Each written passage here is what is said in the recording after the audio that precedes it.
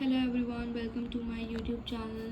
So please watch my video till end. My today's topic is Lokpal and Lokayukta Act 2013 जो कि एक most कितना भी लगा लो मोस्ट बहुत इंपॉर्टेंट टॉपिक है जो कि 12.5 में श्योरली आता ही आता है एक्सटर्नल एग्ज़ाम, तो इसे तो बिल्कुल भी छोड़ के मत जाना। एंड इन केस इसके नोट्स चाहिए होंगे डिस्क्रिप्शन बॉक्स में मैं अपना व्हाट्सएप नंबर डाल दूँगी, आप मेरे को कमेंट बॉक्स में कमेंट कर सकते हैं PDF प्लीज़ करके, and I will send you the PDF। Okay, so yeah now the Lokpal Lokayukta act 2013 हमारा लोकपाल एक्ट भी बोला जाता है, जो कि एक एंटी करप्शन एक्ट है किसका, इंडियन पार्लियामेंट का। ये जो चीज़ है ये लिखनी इम्पॉर्टेंट नहीं है, पर आप लोगों के लिए मैंने ये प्रिंटेड फॉर्म में नोट्स बना रखी हैं, तो आप इसे लिख भी सकते हैं, पढ़ भी सकते हैं, नहीं लिखना चाहे तो इट्स ओके। बैकग्राउंड जान लेते हैं, जो कि हमारा लोकायुक्ता और लोकपाल एक्ट 2013 है। बेसिकली इसका पर्पस ये था रिड्रेसिंग सिटीजन्स ग्रीवेंसेस, राइट। महाराष्ट्र हमारी पहली स्टेट थी जिसने इंट्रोड्यूस करा था Lokayukta through the Maharashtra Lokayukta and ऊपर लोकायुक्ता एक्ट 1971। और जो हमारा लोक बिल था वो सबसे पहले इंट्रोड्यूस हुआ था लोकसभा में इन 1968। देखिए, पढ़ने को तो मैंने आपके लिए सारे नोट्स के फॉर्म में बनाया है, but the fact is important चीज़ें मैंने ऐसे 1 2 3 करके पॉइंट्स में मार्क करी है। ऐसा नहीं है जो पॉइंट में मार्क नहीं है वो इम्पॉर्टेंट नहीं है, इम्पॉर्टेंट सब कुछ है, ठीक है। For example this point is also important, right. So yeah अब हम फीचर्स पे आ जाते हैं। देखो, फीचर्स ज़्यादा नहीं है, इसमें भी मैंने कुछ पॉइंट्स हाईलाइट करे हैं। लिखना आपको पूरा है, पॉइंट्स हाईलाइट इसलिए करें ताकि आप एक कीवर्ड्स या की सेंटेंसेस अपने दिमाग में रखें कि हाँ ऐसे होता है एंड यू कैन फॉर्म। तो बेसिकली लोकपाल जो है हमारा सेंट्रल लेवल पे था, लोकयुक्ता हमारा स्टेट लेवल पे था।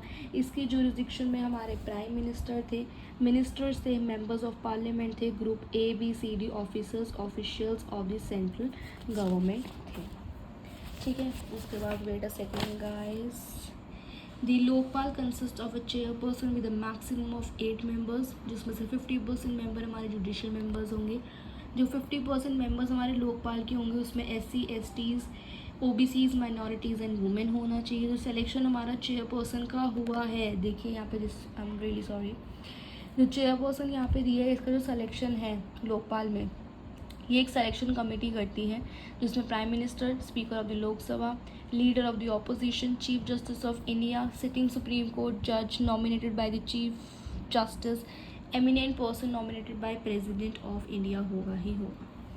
जो सर्च कमेटी है वो हमारी सिलेक्शन कमेटी को हेल्प करती है। देखिए, सिलेक्शन कमेटी चेयरपर्सन को अपॉइंट कर रही है, ध्यान रखिएगा, सर्च कमेटी सिलेक्शन कमेटी को हेल्प कर रही है, जिसमें हमारे 50% मेंबर जो है SCs STs OBCs minorities and women में से होते ही होते हैं।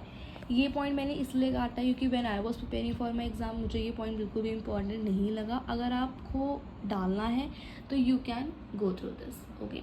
मैंने आपको सब दिखाया है जो भी मेरे नोट्स में है ना। लोकपाल की जो जुरिसडिक्शन है उसमें पब्लिक सर्वेंट्स होते हैं, group A, group B, group C, group D officers and employees of the government. जो लोकपाल होता है power of superintendence and direction over any investigation agency होता है, including the CBI for cases referred to by the Lokpal, right. Basically इस point का एक मतलब मैंने यहाँ लिखा है जो कि आपको समझ नहीं आएगा, पर मैं आपको समझा देती हूँ। लोकपाल बेसिकली CBI को केसेस देती है और वो उसका सुपरिटेंडेंस एंड डायरेक्शन लेती है, सिंपल। जो हमारा हाई पावर्ड कमेटी है वो प्राइम मिनिस्टर चेयर करता है, और जो सिलेक्शन है वो हमारा CBI का करता है, किसका, डायरेक्टर का। ये दोनों पॉइंट थोड़े से सिमिलर है, राइट। तो बेसिकली प्रीलिमिनरी इंक्वायरी के लिए 3 मंथ्स होते हैं, एक्सटेंड भी हो सकते हैं 3 मंथ्स के लिए, और इन्वेस्टिगेशन के लिए 6 मंथ्स होते हैं जो कि 6 मंथ्स के लिए भी एक्सटेंड हो सकता है। ट्रायल के लिए 1 ईयर होता है जो कि 1 ईयर से भी ज़्यादा एक्सटेंड हो सकता है।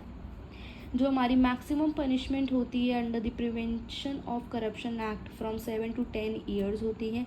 Minimum punishment under section 7, 8, 9, 12 of the act हमारी 3 ईयर्स होती है, and minimum punishment under section 15 punishment for attempt will be now 2 years. जो भी इंस्टीट्यूशंस हमारे फाइनेंस्ड फुली और पार्शली बाय गवर्नमेंट है वो हमारे लोकपाल में आएंगे, जो कि गहरे एडेड हो रहे हैं सर, वो नहीं इंक्लूड होंगे।